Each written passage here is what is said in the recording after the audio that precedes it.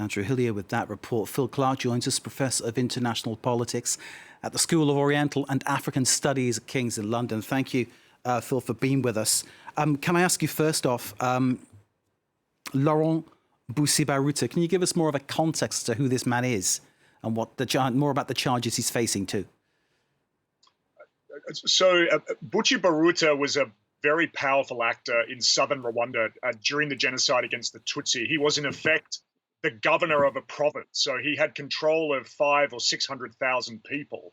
And he was notorious, even in the lead up to the genocide, for giving these very inflammatory speeches, inciting the local population to go out and kill their Tutsi neighbours. And during the genocide itself, it's alleged that not only did he incite the local population to do this, but he also had control of the police, the military police, and I guess most notoriously, the Interahamwe, which were the Hutu militias that conducted some of the major massacres during the genocide. Bucyibaruta had control over the Interahamwe as well. So in that part of Rwanda at that time, he really is a central figure in the way that the genocide played out. Significance of this trial, can you tell us what this means, not just for him, of course, not just for the justice system, but how important is this in the context of Rwanda's future? This trial has received a lot of coverage in Rwanda because of how high profile Bucyibaruta is.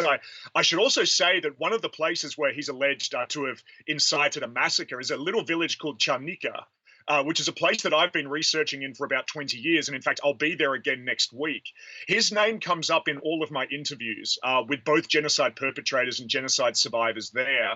My expectation when I'm in Chanika next week is that people will have been paying very close attention to this trial and will be anxiously awaiting the verdict handed down in Paris. It's easy for some people, I think, internationally to forget the scale of what happened and to see this gentleman in a wheelchair and think, well, feel kind of sorry for him, I suppose. And he denies taking part in these things. But as you're saying, the evidence seems to stack up against him. This trial over the last couple of months, and I personally think that the eyewitness testimony against him is very, very compelling. There were people who were at these rallies that he organized in big marketplaces. There were people in a range of villages in Gikongoro who listened to him incite the local population to go out and kill Tutsi. They witnessed these things directly, and they've conveyed those stories in the Paris courtroom.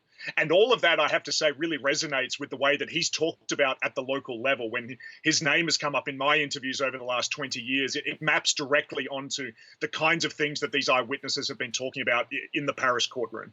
Laurent Bucyibaruta, then, the most senior ranking defendant in a trial facing charges over the genocide. Professor Clark, do you think there are more who are avoiding justice? How far does this go? There is no question that there are many more senior genocide suspects living at large in France today. I mean, even in the case of Bucyibaruta, he's been living very freely in France for the last 20 years. That's something that has really angered the Rwandan government and angered many genocide survivors, that he was able to find safe haven in France for such a long time. But he, of course, is not alone. The wife of the former Rwandan president, Agathe Habyarimana, she also continues to live very freely in France. There are a range of other very well-known Rwandan genocide suspects. And I think many Rwandans would say to the French government, it's long overdue that those individuals face the kind of prosecution that Bucyibaruta has been facing in Paris over the last 2 months. Professor Phil Clark, Professor of International Politics, the School of Oriental and African Studies at the University of London. Thank you, sir, very much indeed for joining us there for that analysis. And of course, we're waiting for the results of that trial and more developments that I think, judging what Professor Clark has told us, are expected to occur afterwards. Phil, thank you very much for being with us here on France 24. We appreciate your time, sir. You're welcome. Thank you.